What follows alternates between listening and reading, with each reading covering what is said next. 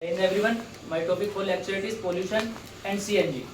The pollution is the major crisis which we are dealing with in our current situation, and not only the India but all over the world is facing this problem, as pollution is the main reason for the decreasing of human life and human care, and the main reason for the pollution is urbanization, rapid urbanization and rapid industrialization in any area, any of the area. So how we can control?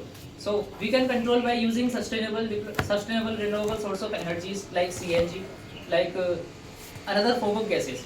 And pollution, there are mainly of four type of pollution, in which air pollution is the major one, and it absolutely creates the 25% of reduction of human age in last 5 years. So how to tackle with air pollution? We can use the natural gases like CNG, which is made up of which is compressed to 1% and made up of methane, which is CH4 is the formula.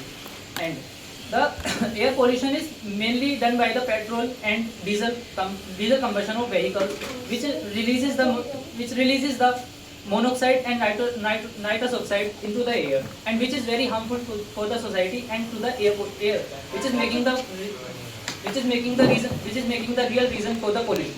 So India is tackling with this problem with major steps by developing their various CNG stations in the city, and developing their cars which are running on the CNG.